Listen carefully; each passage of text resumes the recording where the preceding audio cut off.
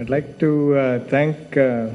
Chaitra for inviting me to speak in this session. I think this is a wonderful session. It's been quite image heavy with some biology discussed from Dr. Naresh, and this is the rest of the biology that I'll be discussing more on the perspective of retinoblastoma, especially to talk about the early detection of retinoblastoma, how it's come of age, and how I think it should be applicable to every child with retinoblastoma in the world.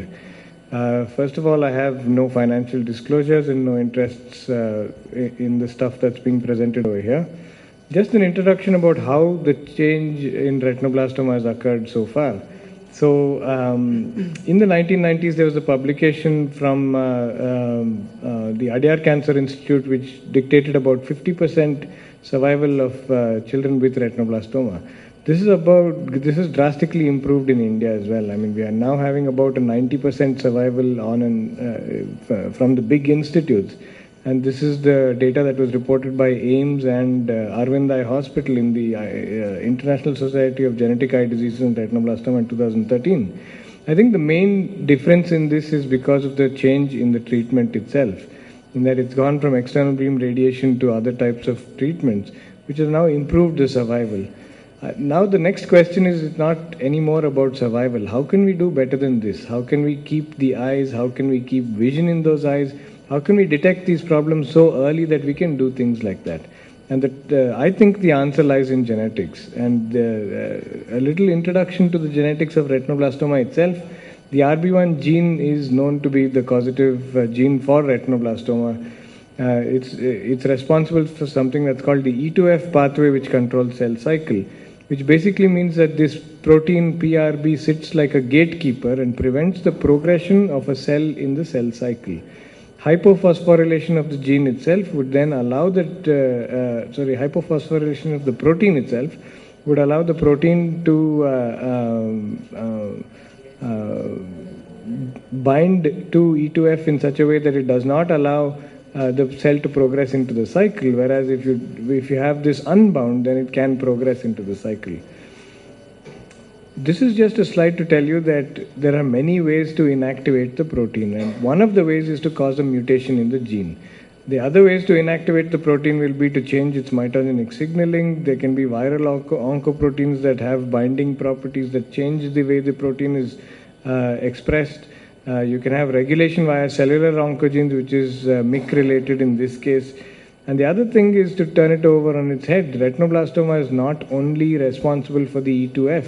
That's not its sole function. There are many other functions of the gene. So inactivating the retinoblastoma gene can cause many other problems that would contribute to the cancer formation, and not only through the E2F pathway.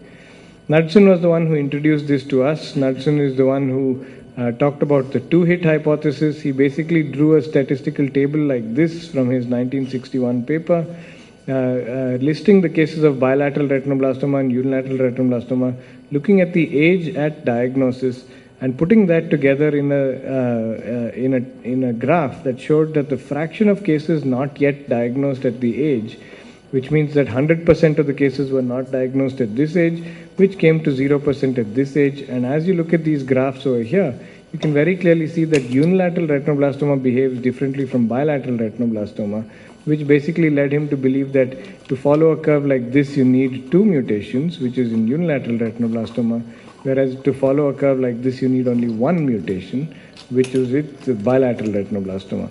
That brought about the theory of the genes being responsible for retinoblastoma in itself. So to put it in a nutshell, hereditary retinoblastoma is something that goes from having no mutation, having all cells predisposed at least with 1 mutation, to the tumor having both mutations in the RB1 gene, whereas non-hereditary retinoblastoma has to go all the way from being a normal gene to an abnormal gene, which is why it takes it a little longer.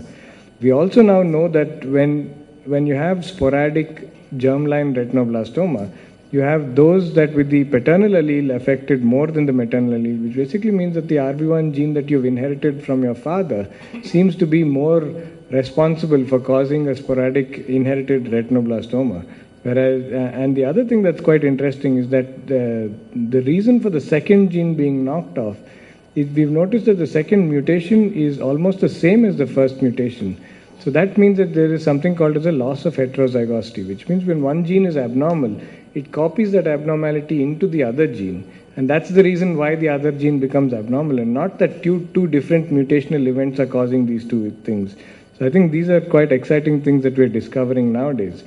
We've also discovered that retinoblastoma, as we know it in our textbooks, is caused by the RB1 gene. But there's a small set of retinoblastoma that's not caused by the RB1 gene, in that they could not find a mutation in the RB1 gene at all when they looked at tumors itself. They found that in those tumors, NMYC is the one that's amplified, and NMYC being amplified so far that the tumor mimics what the mutation of a retinoblastoma gene. In other words, the retinoblastoma itself is real, but the mutation is not the one that, the RB1 mutation is not the one that's causing the tumor, and this has been proved molecularly as well. So how do I use molecular diagnosis in my clinic? Just a family example of that. This is a father with unilateral retinoblastoma who passed on retinoblastoma to both his children. Of course, the older one was detected so late that there was subcutaneous metastasis. This was the knee joint 1 week before the child passed away, and the child died because of the tumor.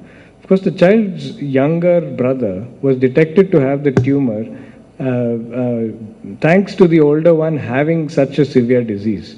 We can prevent this story from being this bad. You don't need a child to die to have another child survive in this way. You really can do that with genetics. And now that we know the mutation of this family, we can offer something like prenatal testing to this family.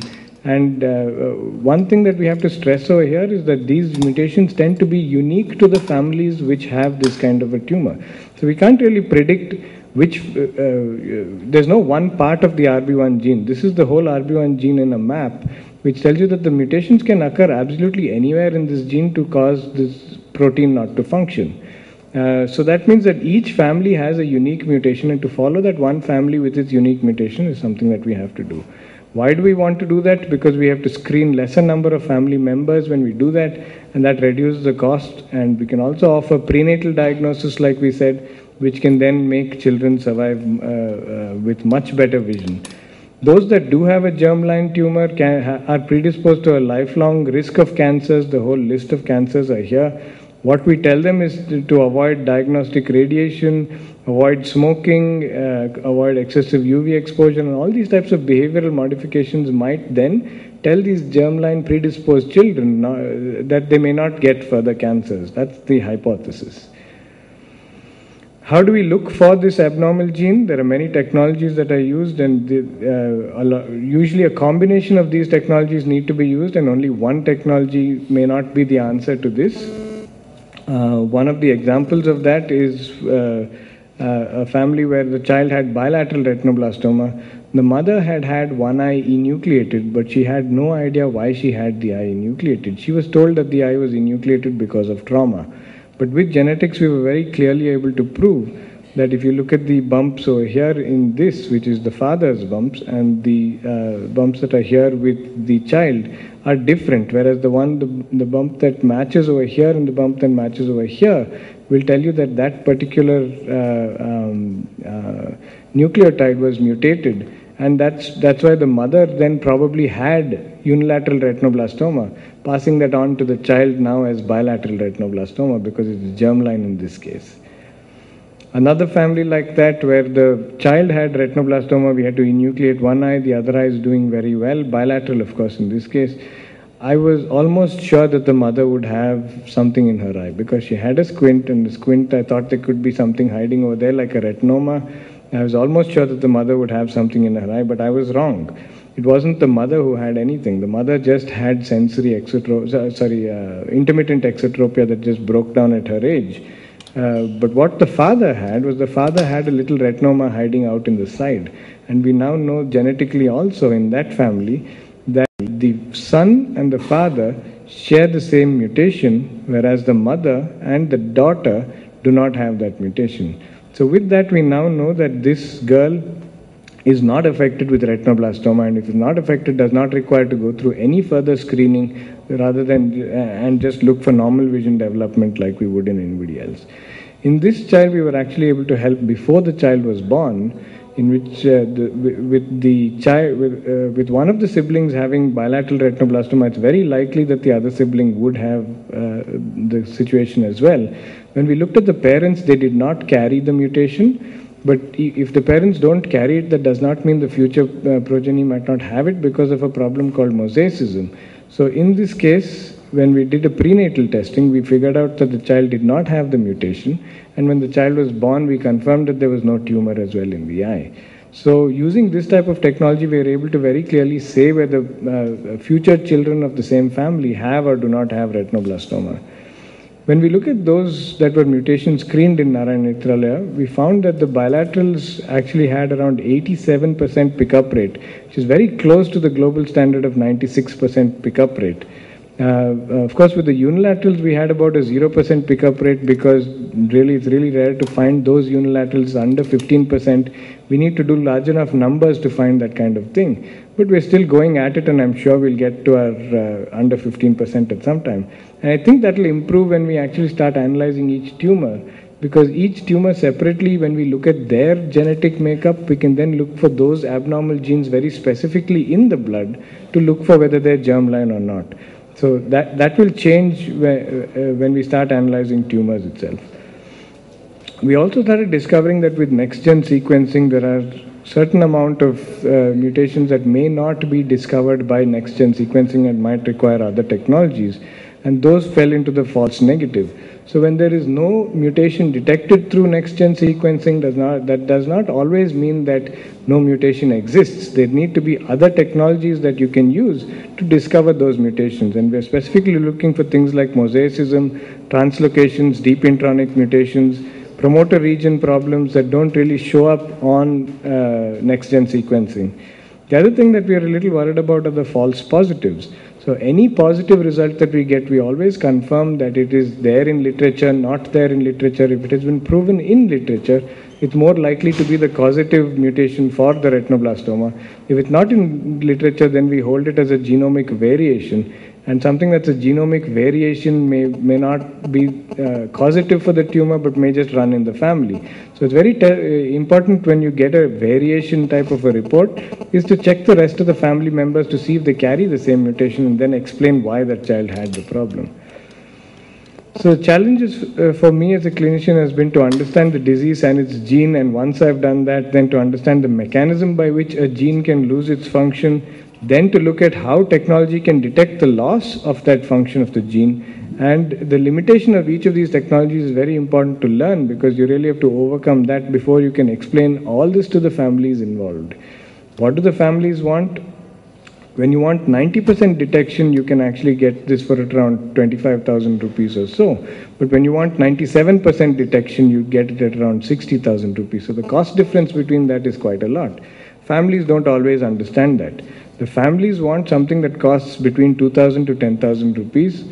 Yes, when you tell them that it's offered free, they're very ready to get it done. But if you really want them to pay for it, how much are they able to pay for it? And that's around 2,000 to 10,000 rupees. But they want a 100% accuracy. So something that we have to say over here is that their expectations also needs to come down, and our costs also needs to come down. When we get that balance right, then we can probably have it applied properly to the rest of the community.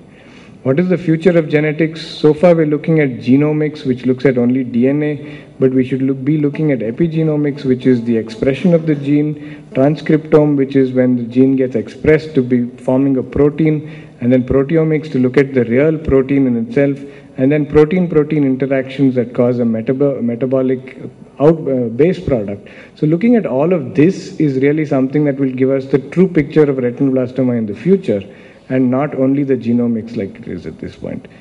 So the dream for retinoblastoma right now is to save life with leukocoria detection, save the eye with strabismus awareness, the two most common symptoms of presentation of retinoblastoma, and save vision with RB1 mutational analysis and biomarker discovery. Thank you very much.